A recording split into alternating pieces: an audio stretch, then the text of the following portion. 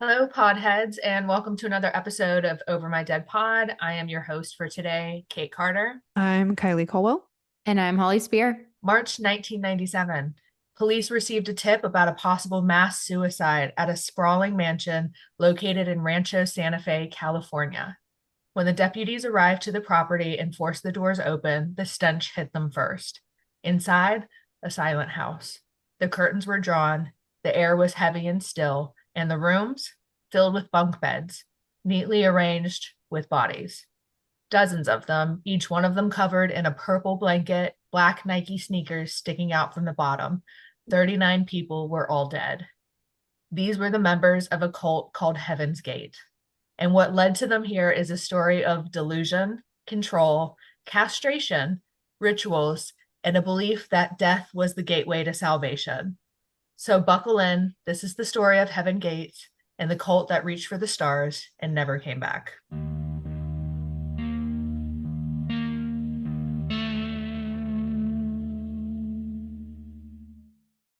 I am so excited. Yeah, I was thinking about doing a cult one next week, and this was in my brain. It's not on my list, but it was in my bubble that I was thinking of. Love this one. This is a good one, but I'm going to do it kind of in a different way. Instead of focusing like on one specific person or something, I'm going to just focus really at the cult of in general and who they were, what they did, and what happened. All right. So to start off, let's start with the people at the center of it all. There's two of them. Their names were Marshall Herff Applewhite and Bonnie Lou Nettles. So before Marshall Applewhite became the eccentric leader of a cult, before he convinced dozens of followers to abandon their families and their possessions and pretty much ultimately their lives, he was just a kid from Texas. And honestly, his upbringing doesn't really scream cult leader either. It is pretty ordinary. He was born Marshall Herff Applewhite Jr. on May 17th, 1931 in Spur, Texas. Marshall's dad was a Presbyterian minister, so Marshall was pretty much raised in a religious family. And their household was pretty like religiously traditional, like strict, deeply rooted in faith, went to church all the time. And by growing up in that environment, Marshall was pretty much surrounded daily by church services, prayers, and the idea that life had a higher purpose. With all that being said, Marshall wasn't really an outcast as a kid like we would see in some other stories. He was pretty well liked. He was smart, friendly, and he loved to play music. He actually loved music enough that he went on in life to get his bachelor's degree in philosophy and then attended the University of Colorado to get a master's degree in music. After school, I think I want to say like 1950s, 1960s, he became a music teacher and a choir director. And at some point, he served in the US Army as well, but then he headed back into a music career by taking a teaching position at a university in Houston. After all that, he's now like in his 30s. This is when cracks really start to show. While Marshall had a reputation as a talented and wonderful teacher, he personally struggled with questions about his own identity and sexuality. At the time, he was married to a woman and had two kids together, but that marriage ended up in a divorce. And after that, he kind of like started to wrestle those feelings of, that weren't really expected back then, and especially in the Deep South about his sexuality. So by the early 1970s, Marshall's once promising academic and music career kind of started to crumble. He left his teaching job after rumors came out that he was having a relationship with one of his male students. And at the same time, he started to face depression, financial troubles, and was like kind of isolating himself from the world, family, friends. So at this point, he's in his 40s, divorced, estranged from his children. His career was in the shits and he was spiraling emotionally. It was a pretty fragile chapter of his life until he met someone who ended up completely changing the trajectory of the rest of his life. And meet Bonnie Nettles. Bonnie Lou Nettles was born in 1927 in Houston, Texas.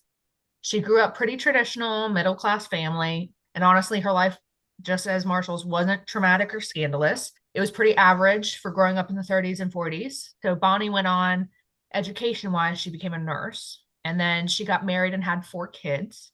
So on the surface, Bonnie's life looked pretty ordinary, suburban home, husband, kids, nurse, steady job. But underneath, she was a restless housewife.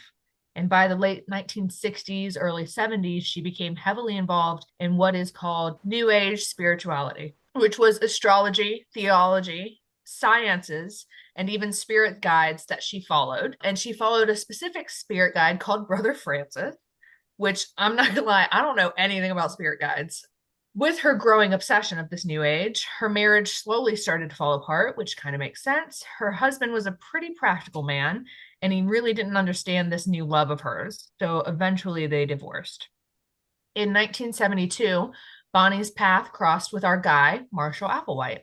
Now, there's some circumstances that like are kind of debated about how the two actually met, but what we do know is that they did meet in a hospital in Houston where Bonnie worked. We don't know is was Marshall there seeking his own medical treatment or was he visiting someone? So like that part we don't know. But the two met and apparently they both immediately stated that them crossing paths was quote written in the stars, end quote. At the time, Marshall was in a deep period of crisis, as I talked about before, and Bonnie, who was now heavily spiritual, told Marshall that the day she met him, he was chosen and that together they had a divine mission to accomplish.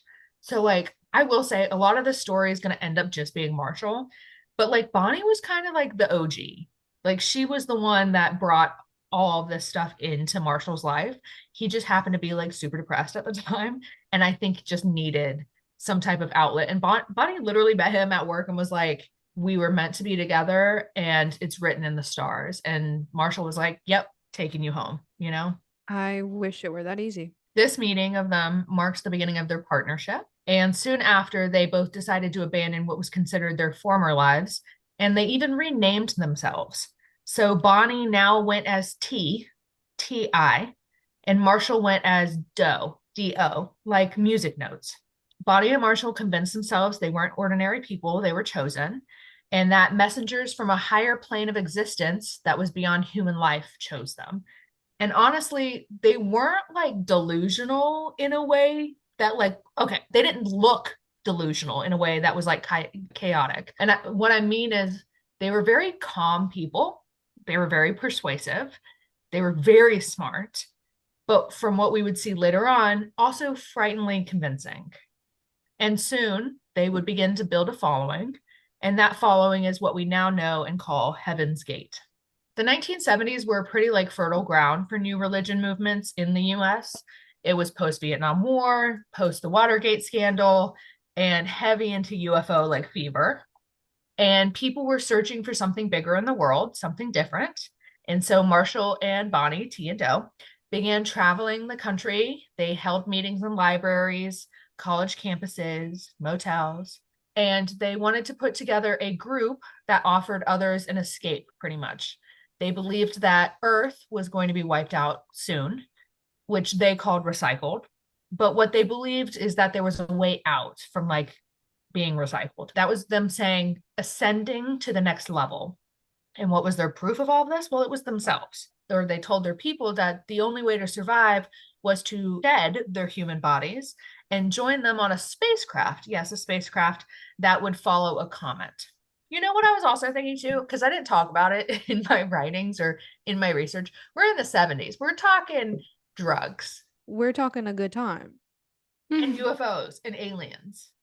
You know what this is really reminding me of is like the basis of Scientology also. Yes. Marshall and Bonnie are like saying these things at college campuses. People leaned into it. And I think it's because, yeah, it was this new age of like spirituality, aliens, UFOs, and drugs. And so they were like, what? We can leave our bodies and ascend to a spaceship and not die on Earth? Sure, I'll do it. So people gave up their entire lives just to follow them. And these people, they abandoned their families, their careers, their names. Families would report their loved ones missing, saying that they just vanished overnight. And a lot of people left notes behind for like their family or friends that said joining a higher mission. And so all of these people, I'm going to refer to them as the members. So Marshall and Bonnie believed that Earth itself was a dying planet, which it is in a way, but basically it contaminated for humans and everyone was going to die. But yes, salvation existed, but it wasn't in heaven like most religions imagined it. It was called the next level. which was even higher place of existence than like heaven. And in order to reach next level, a person needed to shed their human body. Bodies, according to Marshall, were temporary vessels that needed to be abandoned someday. And if you did this, then the mind and soul could ascend to the next level. How does this ascension happen? Well, it's not through prayer. It wouldn't be through grace, but it would be via contact with the extraterrestrial life. And yes, aliens. So apparently, aliens are or were the caretakers of humanity's next phase. And there was a spacecraft that waited above Earth, and that was the only path to eternal life. This is literally Scientology, and I just had to Google which one came first. Scientology was formally founded in 1954. So I think they're plagiarizing all of this. That Bonnie Nettles, she just convinced a depressed man a whole thing on Scientology. L. Ron Hubbard would not be pleased with this. No, he wouldn't. Well, it's okay. They're all dead. So Marshall once said to his Spoiler alert. I said it at the beginning. It's fine. Yeah. Marshall once said to his members, quote, "You're not meant to stay here. You've been given a body to inhabit temporarily, and now it's time to leave it all behind. Everything you know, everything you are, none of it is real. And the only reality is beyond," end quote. And his message was pretty clear. You know, human attachment in any form was dangerous. Love, family, sexuality, personal ambitions, everything was just a distraction. And they were all just temptations designed to keep humans trapped on Earth. So the members of Heaven's Gate were primarily young adults.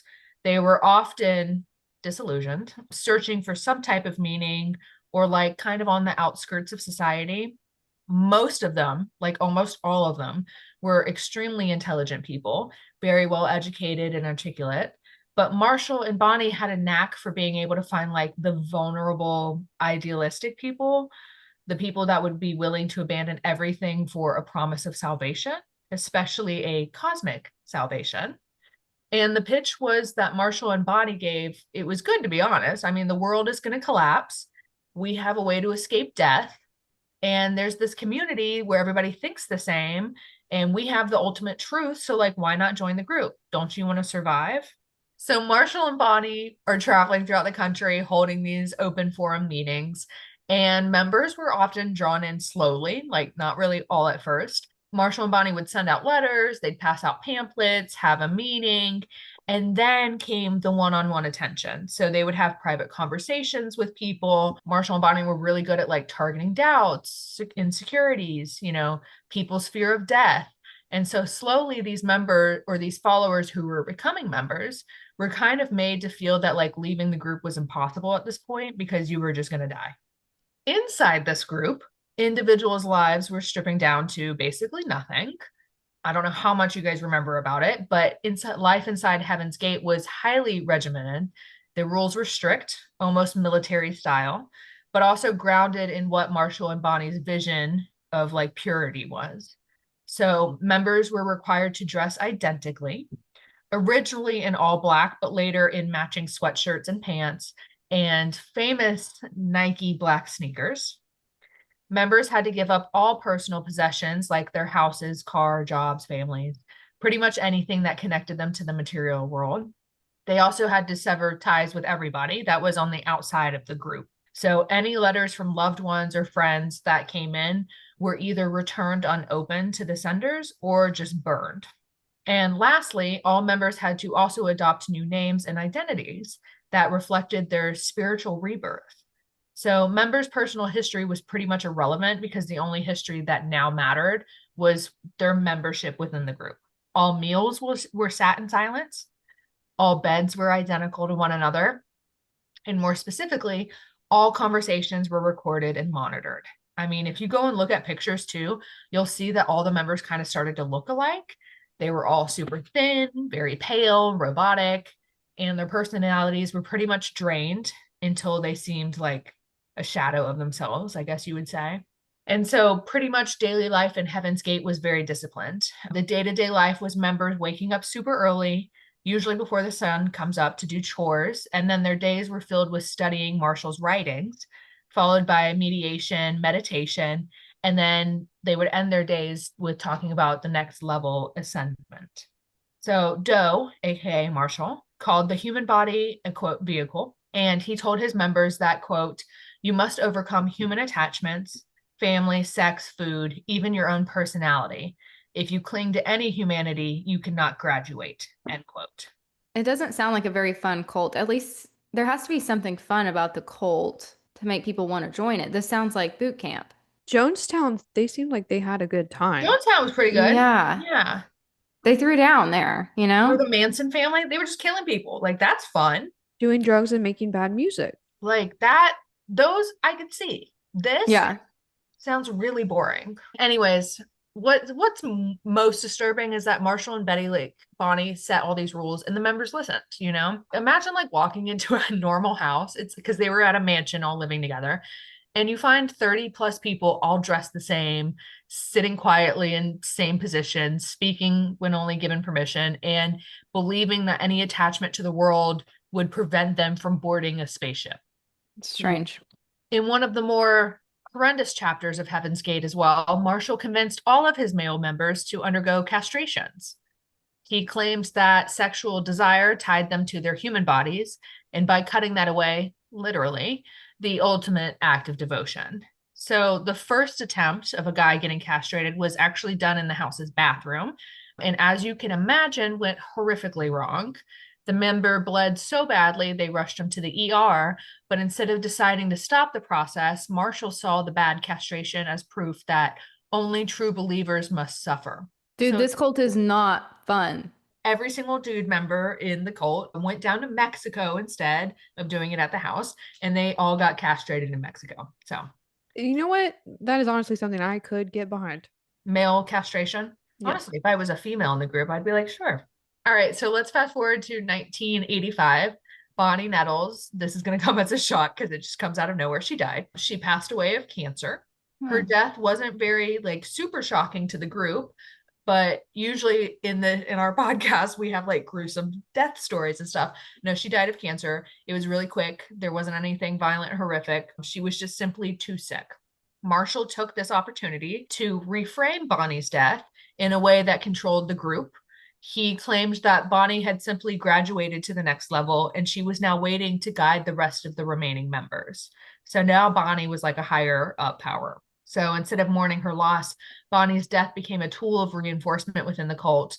The group sure had physically lost her, but she remained spiritually in a different existence. And according to Marshall, this meant that the cult demanded obedience from him and from Bonnie, who now was like watching over everybody.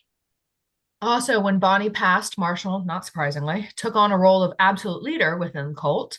He insisted that he was now the solo voice of guidance for all the members and that he was a human vessel for both Bonnie and the next level aliens to give him instructions to pass along to everybody. I would say at this point, it was really that like Heaven's Gate became culty. It was already a strange group. Now I feel like it's a cult. Members were not only following Marshall's teachings, but they were following a man who like framed death, obedience, isolation, castration as the only way to salvation. So that's a no-no. By the mid 1990s, Heaven's Gate had definitely shrunk in members, number wise, but definitely intensified in their purpose. At this point, there were 39 members, all lived together in their mansion in Rancho Santa Fe, California.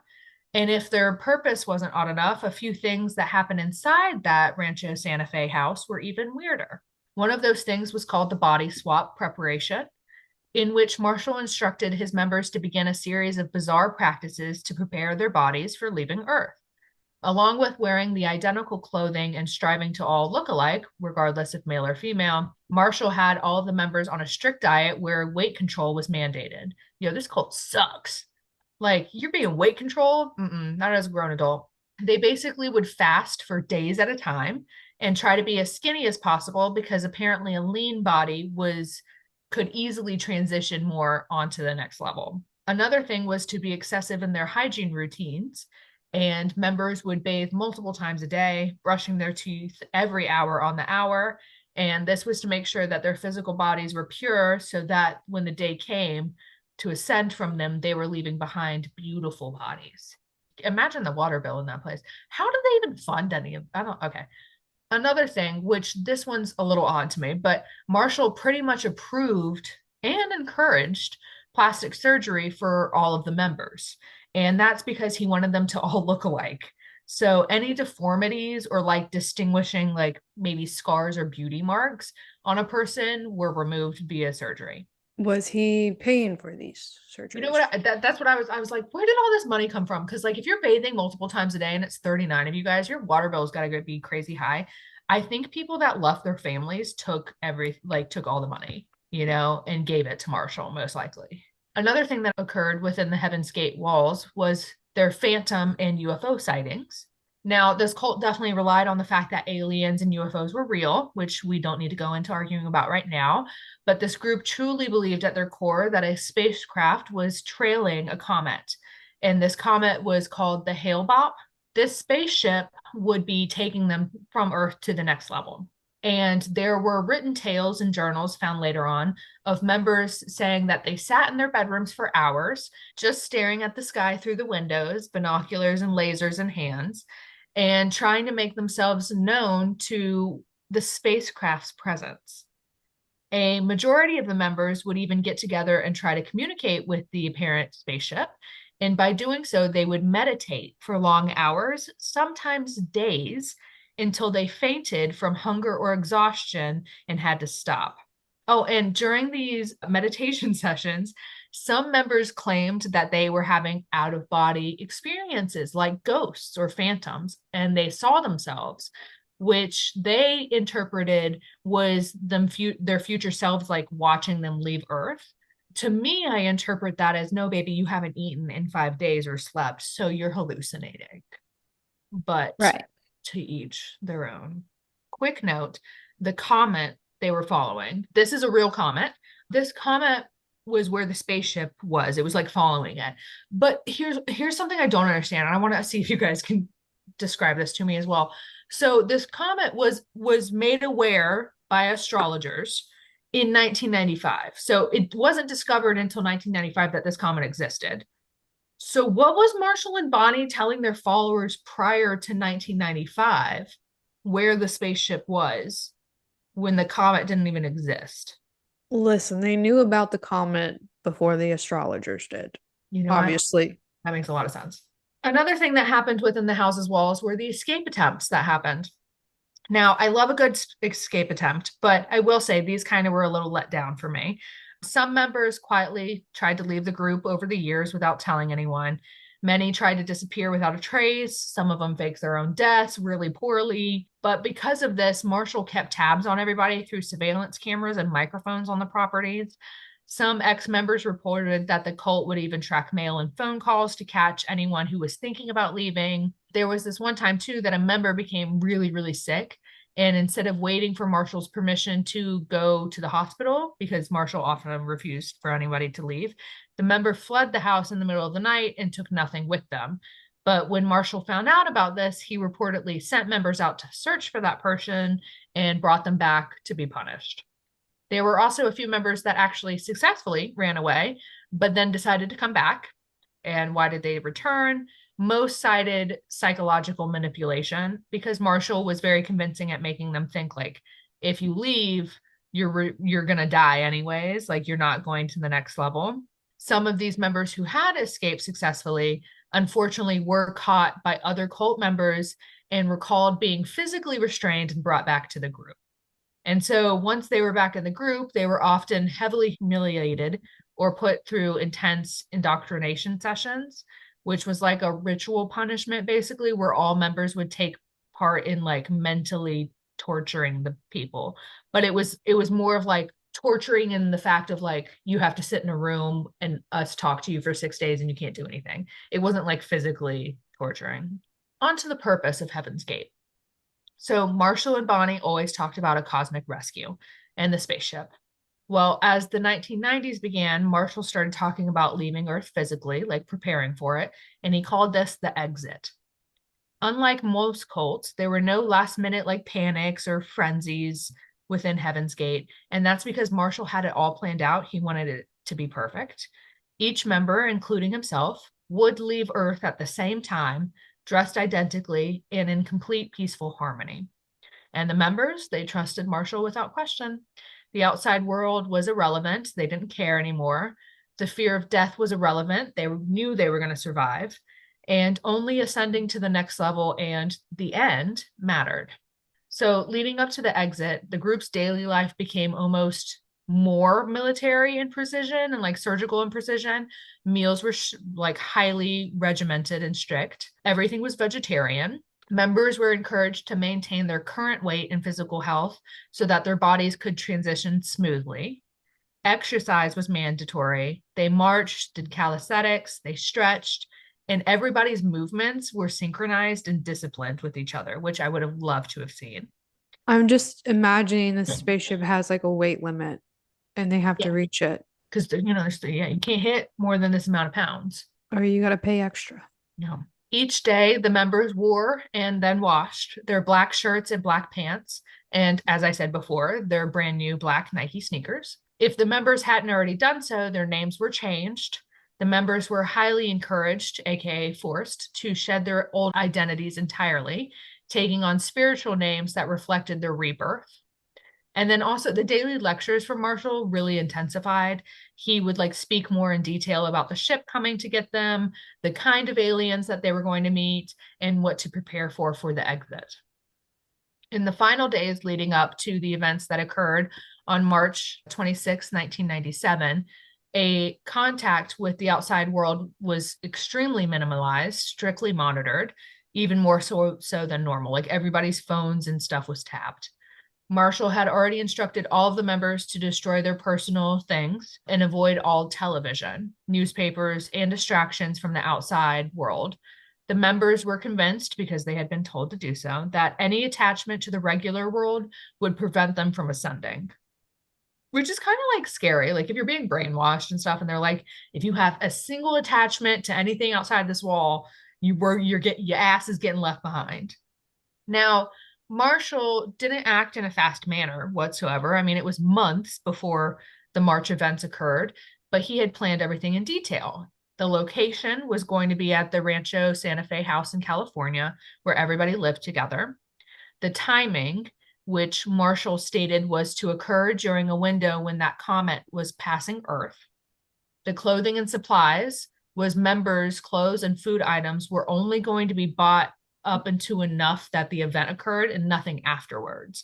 So they didn't want to have any food like wasted. And then the videos. Many members recorded farewell videos.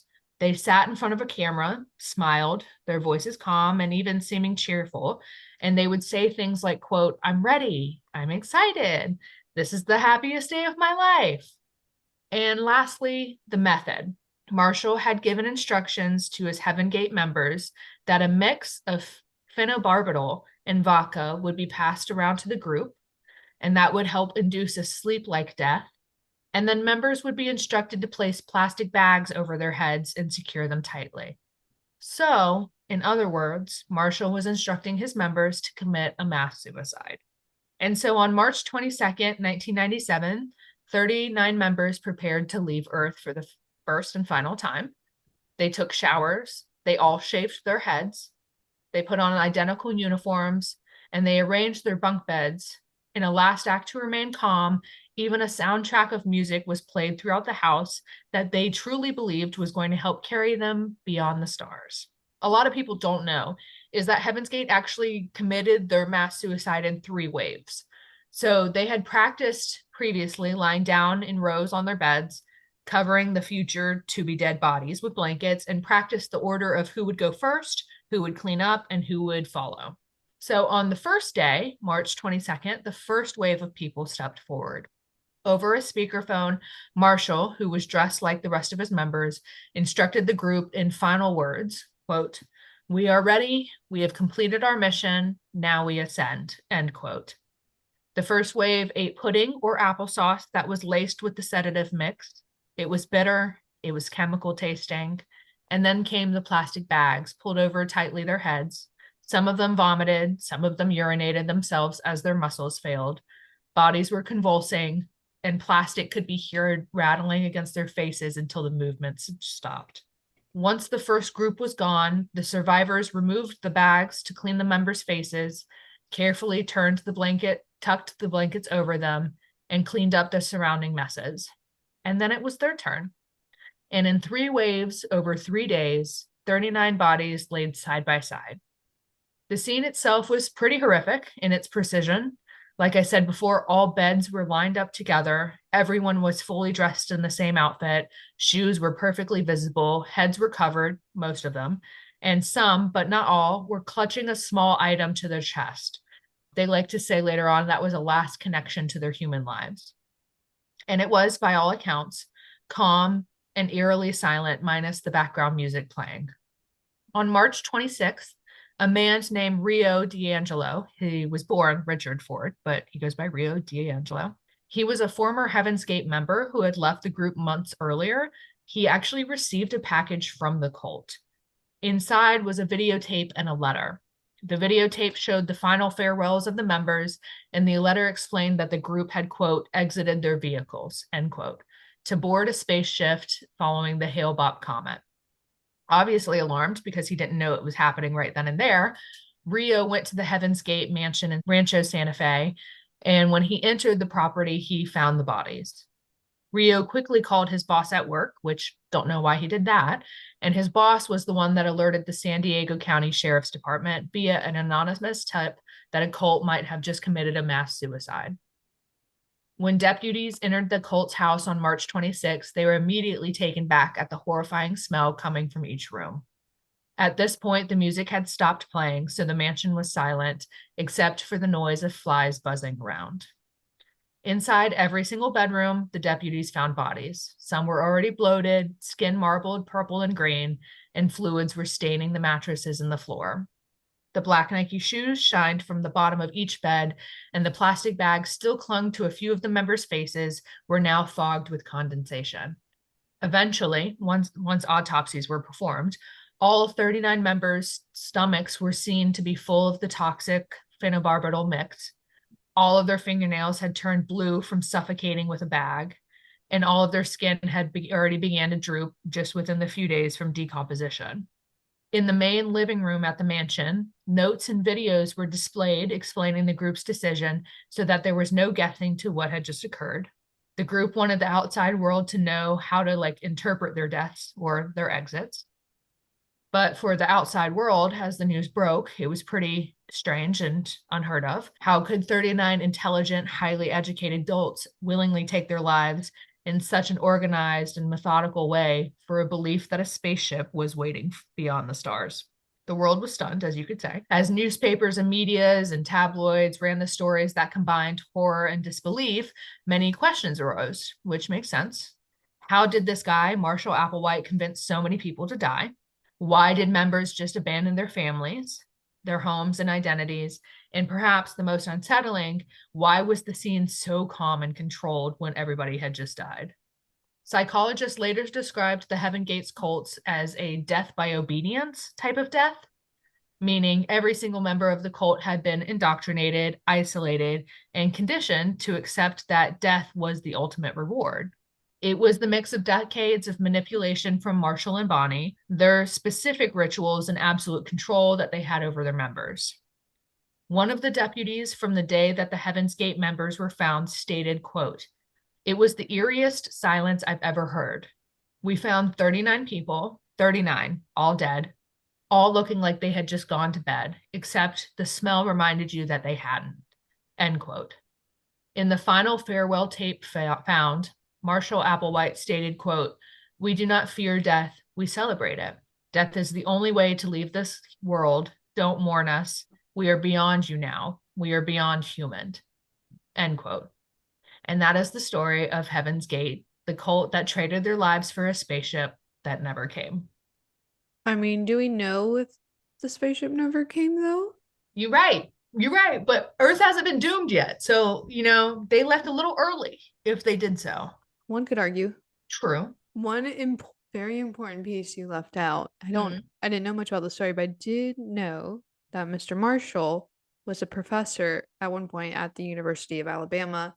And as an Auburn fan and alumni, I would love to point that out, that that's the type of people that the University of Alabama hires. He was at Alabama. I knew he was a professor. I didn't know where. That is where, and War Eagle. poor damn people. When I was writing this, I don't like to get, like we have some listeners out there that are very into listening to our podcast as soon as it comes out, and two of them being my mom, shout out to you, Yolanta, and my aunt, shout out to you, Chacha Ella. They're big fans. Well, I'm currently at my family's home in North Carolina visiting. I asked them, I said, hey, I hate to spoil this for you, but my upcoming episode is this. And I like told them about it. And I said, do you guys remember in 1997 when this happened? And both of them were like, yep. And I was like, do you remember what you were like? It's like 9/11. What were you doing? Where were you? Kind of thing. And both of them just said like they remember it happening and thinking it was weird, but then they really just didn't think much of it. And I'm like, and I thought to myself, I was like, in 2025, if this happened, shit, it would be, I mean, it had to have been big news back then, but I feel like it would have blown up now if people were like alien spacecraft mass suicide. And I feel like the Heaven's Gate cult a lot of people don't even know about it. Right. And that's a big mass suicide. Everyone knows Jonestown, obviously another mass suicide, but a lot bigger. But then you hear like everyone knows about like Waco and all this other shit, and no one really knows about it. Yeah. Yeah. It's the alien part for me though. And who knows, Kylie, maybe their spaceship did come, but Earth has yet to be doomed in a physical way of all of us dying at the same time. So they just they recruited people that were like estranged from their families, like having issues. They left their families. They weren't estranged. None of them were estranged until they decided to join this cult. And then, super smart people who maybe, like Marshall, lost his job and was confused and depressed and shit. And then Bonnie pops in and was like, hey, I believe in aliens and they told me we're supposed to be together. And then Bonnie pieces the fuck out and dies. And Marshall's like, I'm going to take it over and we're all going to go meet some aliens. The craziest part about me is the whole wave thing. You have people committing suicide. They're taking the plastic bags off their head, and then another wave goes, and then the last wave, obviously, that's when all of those people still had the plastic bags on. But what the thing is because they could have just all done this at the same time, and like, why wouldn't you do that kind of thing? And it's because like in the videos and the videotapes and stuff like that, they wanted it to all be clean. Because if it was clean, then their bodies would be more accepted to be able to transition. Then if I was in the last wave, I'd be like, what the hell? No one's going to clean me up. Right. It had to have been like the leaders in the last wave, Honestly, I'm kind of shocked that no one pulled out, like in the last wave. Yeah, because if it was me, I'd be like, okay, why don't y'all go first? Yeah. I volunteer myself for the third group. Yeah. So anyways, you guys want to jump into overtime? Let's do it. Let's go.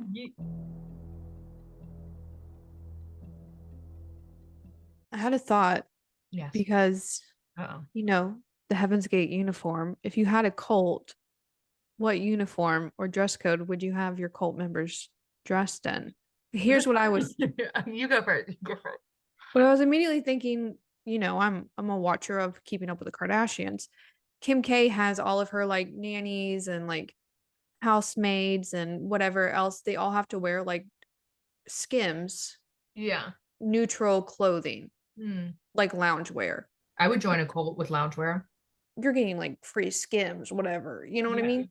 And I think like that would be nice, like nice, neutral, peaceful colors. And then you can have different shades of like the neutral colors, like browns and tans to like differentiate the levels that people are on. Kylie, I'm in. Whatever cult. Hey, I'm in. I'm in. I don't even know what we're doing, but I'm in. And that's what I want for my cult as well. So because I wasn't ready for this prompt, but I'm just going to tell you look, I haven't thought about it. I'm going to just tell you the first thing that came to my head. Okay. Is what would I make my cult people wear is we would 1,000% be doing the Harry Potter, like cloaks and shit like that. We would be like the witchcraft kind of like, we're going to scare the shit out of everybody. We're 100% doing a Avada Kedavra, like in the background. Okay. So like, are they going to be like formal? Are they going to wear like the house ties? Yes. We're doing full Harry Potter. We're doing sorting hat. We're going to pin people against each other in different houses. Oh, that's smart. You need some competition. I always think in a cult, you need to have like competition and you need to have leadership powers. And so, like Ron Weasley, Levels. he wouldn't be making it, you know? No. Okay, I think I'm with y'all. I think I want neutral colors. I want comfy, Looks. obviously, but I want capes.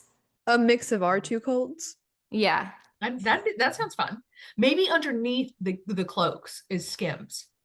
Well, yeah, we have to have some formal wear too, so maybe that can be. For dinners, you have to dress in your tie and the house uniform and stuff. Yeah. Yeah. But during the daytime, loungewear.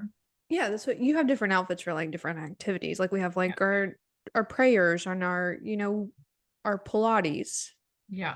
our Yes. dinners. Yeah. It's Prayers, giving Pilates, Handmaid's Tale. Murders. That white hat thing was very ugly. That's a no for me. Yeah, that's a no. I mean, it doesn't have to be just like that. That they did some things wrong in that. They did a lot of things wrong in that, but fashionably they did. I just got a notification that my 23andMe updated. We're about to see what I am.